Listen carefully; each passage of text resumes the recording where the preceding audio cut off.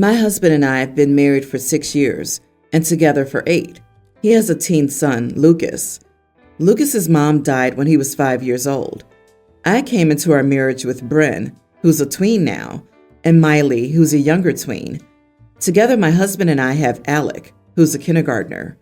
So Bryn and Miley are Lucas's stepsisters, and Alec is his half-brother. Lucas has this trinket box with a couple of small trinkets inside of it that his mom left for him when she died. He mostly keeps it in his room, but he sometimes walks around with it in his hand. I've always told my kids, it's not theirs. They're not to touch it unless Lucas says they can, and they cannot pester him about it. When we first got married, Miley was really fascinated with it and did want to touch it, but I nipped it in the bud since it was so special. Regarding the dynamic, Lucas is very closed off from the kids and me. I've always tried to bond with him, but he is so withdrawn around me. Therapy, which we did when we first got married, did not get us onto a path of being close, though I never expected to be his mom, and I don't want that considered. About a month ago, we were having dinner, and my husband cracked a joke that Lucas seemed to care more about the trinket box than us, after Lucas refused to let Alec get a closer look at it. Lucas said very seriously that the box meant more than the kids and me, and he would gladly trade us to save the box if anything happened to it. My husband was shocked that Lucas spoke so seriously, and the girls got upset about it. Alec wasn't paying attention when it was said. My husband took Lucas aside to speak to him, and I spoke to the girls. They told me Lucas had said that before, that he would trade our lives to save his box, that we better hope he's never asked to keep one of us or the box, because the box would win. He said this to them on a few occasions over a period of time. They never told me because they didn't know how to bring it up. He told Alec the same as well. My husband said Lucas would need therapy because he saw nothing wrong with saying that honestly. I told him he was saying it more to the kids when we didn't overhear. My husband said that the therapy would get to the bottom of things. A few days later, Lucas is telling Bryn that he'd save his friends over the box, but not her. I told my husband about it, and he said it would be mentioned to the therapist. He had a consultation with one the next day. Lucas argued that he didn't need therapy, and that just because he doesn't care about us or our lives doesn't mean there's something wrong with him. I told my husband that given Lucas's attitude toward the kids, they would no longer show up to cheer him on at any sports games or the like. My husband argued, we're still a family. I told him my kids do not need to cheer on the boy who has told them to their faces multiple times that their lives are meaningless to him. My husband thinks I'm overreacting and I would be wrong to do this. Am I the idiot? Why the heck does this topic of saving someone over the box keep popping up like that at dinner? Everyone's the idiot here, except the kids. Honestly, it sounds like this toxic environment was brought about by the adults. Your husband's comment during dinner should have never happened. Why would you ask something like that to a teenager who is clearly missing his mother? There's a decade worth of info missing. Your stepson is only a mid-teen. Just leave him alone and let your kids have the choice to go or not to go to his games. 100% agree. Leave the kid alone. Are you expecting the therapist to fix him? It's not just the children who need therapy.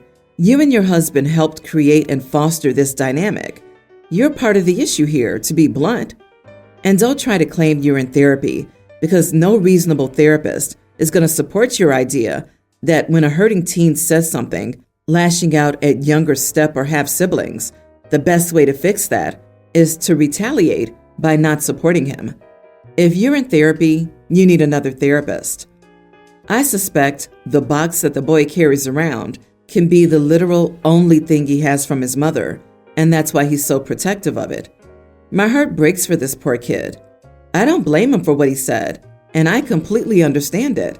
Andy's got a family who treats his mom's death like a curiosity or a joke, or who shows signs of having moved on completely.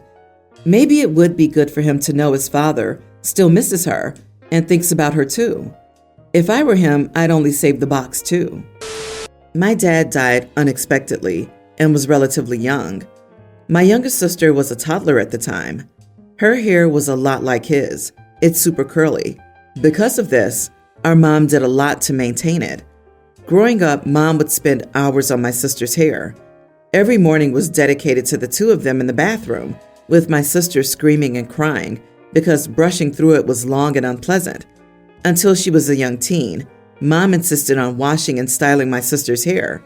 She never let her cut it or dye it. When someone suggested trimming it, they were kicked out of the house. I won't lie, Mom was controlling at times, but I thought we all knew it was because of grief and memory of our dad. Well, Mom died, and the first thing my sister did was get her hair chopped incredibly short and dyed. She sent me and my siblings a picture of her new haircut with the caption, "Sharon, our mom, always said I would grow my hair down in my butt. Not anymore." I thought it was my sister's way of grieving, but now she mentions it a lot, like asking how angry I think Mom would be if she saw my hair this short. I told her after the 5th comment to stop acting like her haircut was a big achievement. It's not. Millions of people get haircuts, and she should know her hair was important to Mom because it reminded her of Dad. She said she wasn't supposed to be Sharon's doll or a replacement for our dad. She should have been her own person, and if I can't respect that, she doesn't need me in her life. Am I the idiot? You are the idiot. How about some empathy? Your sister was traumatized by your mother, who essentially abused you. She's finally found freedom, and you can't be happy with her? The jealousy oozes from this story. You see your sister as the golden child. She's a victim. It's telling that sister calls her mother by her name instead of Mom. Hun, it wasn't just controlling. Your mother was abusive. I wasn't allowed to cut my hair until the 1st grade. It was already below my butt. I was a little kid sitting on my own hair. Finally, my father's the one who said, if she wants to cut it, she should be allowed to cut it. I went in with over 2 feet of growth and came out with a bowl cut, the only name of a short haircut I knew. It was absolutely an accomplishment for me. Part of the problem is that it sounds like OP had a much better relationship with their mom. I think OP actually grieved for their mom's death and missed them, whereas for OP's sister, her mom's death was just the end of a cycle of abuse and being treated as her mother's doll. OP needs to realize that cutting her hair is a big deal for their sister because she was constantly abused, and that just because OP wasn't subjected to this and OP's mother provided for them and probably loved them both in her own twisted way, that it doesn't mean she wasn't toxic. OP is definitely the idiot for minimizing their sister's trauma, and both of them would benefit from therapy. I, 38 female, have 3 kids, all girls. April, nearly adult, May, pre-tween, and June, kindergartner. April and May have the same father. He passed when May was 2. June is the result of a one-night stand. He pays support but rarely sees her. I work 3 jobs to keep us afloat and have told the girls we need to support each other to make it. The problem is April doesn't want to. I get it, she's a teenager and wants to live life, but I really need her help, either watching the girls or cooking and cleaning, just little things. Here's where I was an idiot, I think. I found out she had a job. The bank sent some statements to the house. She does have an account, and I'm the guardian. I read it and saw she would make withdrawals after every deposit, just enough to keep the fees away. I yelled at her for being selfish, how her sisters have had to miss out, and how she could have been helping us. She screamed I took her entire childhood away, and I won't take her future. The little ones were crying, so I'm trying to comfort them and get through to April. She said she was leaving, and I told her to stay away until she was ready to be a part of this family. Friends and family have called me an idiot who shouldn't have expected a child to be another pillar of the family. Some have said I was wrong, but so was April, and that we need to compromise, and maybe she pays me rent. I don't think there's anything wrong with expecting each family member to help the family. Even my youngest helps by cleaning. So am I the idiot for expecting my daughter to help with the family? You are the idiot. Reading between the lines, I'm betting that April spent a lot of her childhood being used by you as a free babysitter and housekeeper just because she was the eldest. Now she's had enough and is rightly planning for her own future away from you and your demands. You found out she has a job, So presumably she didn't tell you, and you then went snooping and found her bank statements and read those and screamed at her for basically daring to spend some of her own money and not letting you get your hands on it. So you're not just looking for support via chores. You're looking for your oldest daughter to financially support her younger siblings while still being a child herself. You have 3 children. The oldest isn't there to prop up your failings to support the family. She isn't there to take on the responsibilities for your life choices that didn't work out for you. She said she was leaving, and I told her to stay away until she's ready to be a part of this family. Big yikes. Cinderella has had enough of your BS, so you either better start listening to her or accept a low contact or no contact relationship going forward. I understand family pulling together and helping each other in tough times, but it sounds like you tried to rely on your eldest as if she were an adult. She's your kid, not your maid or your personal bank. My wife, 26, and I, 27 female, have been together for 6 years and married for 2. Our marriage is usually perfect, and we just had a beautiful baby boy a few months ago. However, my wife had a tough pregnancy, so she took 3 months off work and became a stay-at-home mom. She and I have been swamped for the last year because of this and have both gained weight. I gained 25 pounds and she gained nearly 80 pounds. So we decided together we needed to make changes. I've been going to the gym in the morning, but she says she doesn't have time with the baby, which I understand. I also usually work late, so I assumed she'd be making healthy dinners since she's at home. And she did this for a couple of weeks. But then she got back into buying unhealthy fast food. We spoke about this many times, and she said she would try to make time, and it seemed great until I realized I had lost almost 15 pounds, and she had gained 5. We had a discussion about it, and she was immediately very defensive and admitted when I wasn't at home, she gets herself fast food and doesn't work out at all. I know she's insecure about her body, and to be honest, I don't find her very attractive anymore either. Of course, I don't say this to her face.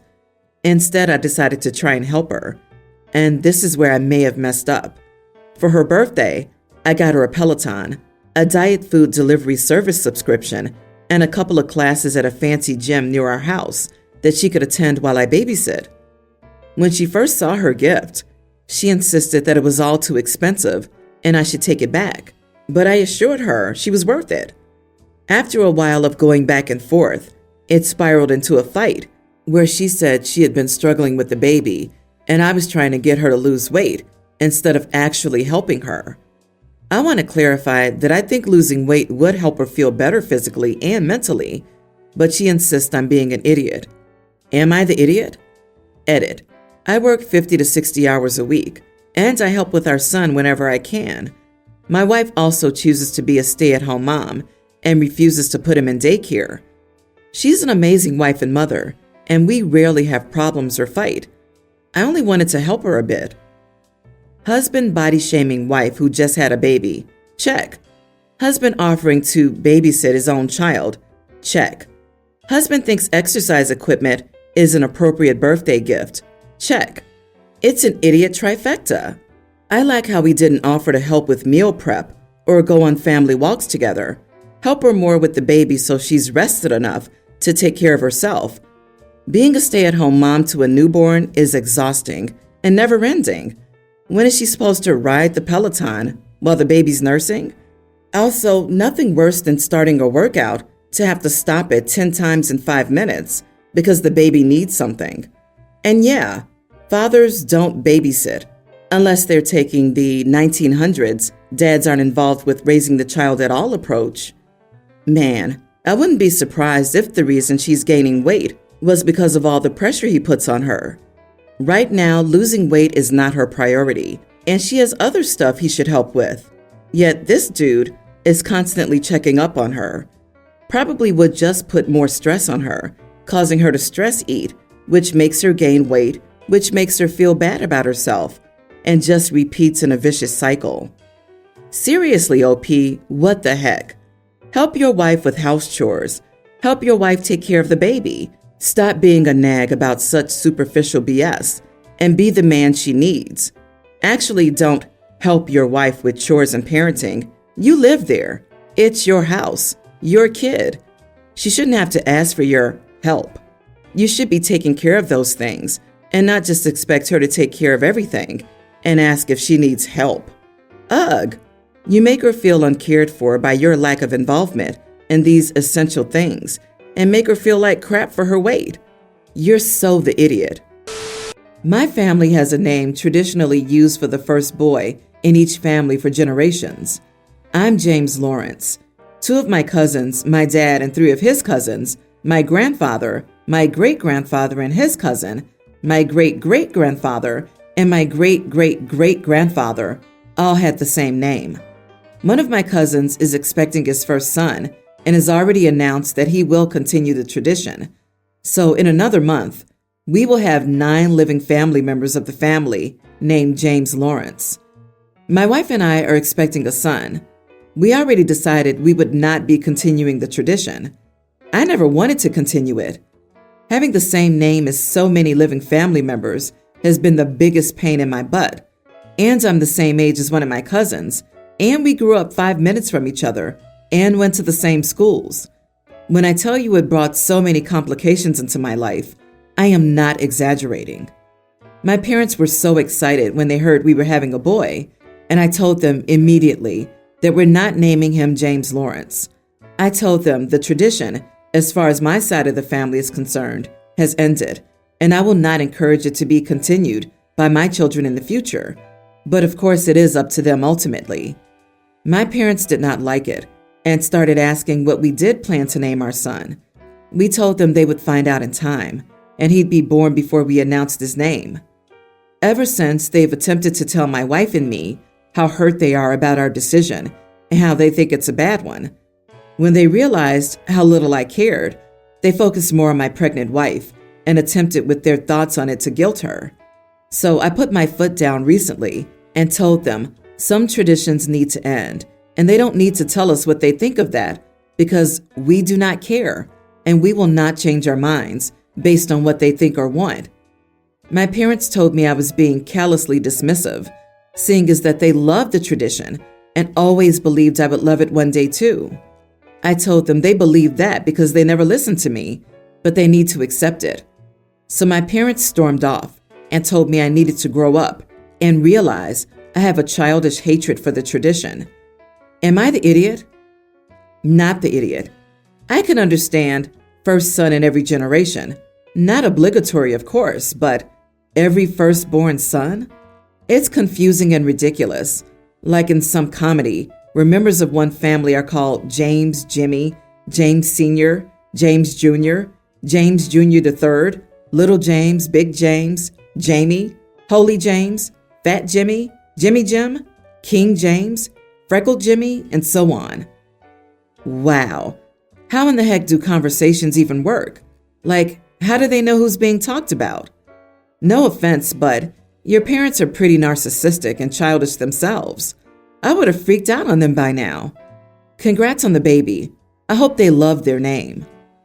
I remember watching an episode of 8 Simple Rules. I can't exactly remember the details, but it went something like this. When being taught to make a roast, the mother cut the ends off it. The daughter asked why. The mother said, "That's how my mother taught me." The daughter goes to her grandmother, asks the same question, and gets the same reply. The daughter goes to her great-grandmother and asks, "Why do you cut the ends off the roast?" The great-grandmother replies, "Because the pan wasn't big enough." Not all traditions should be carried on.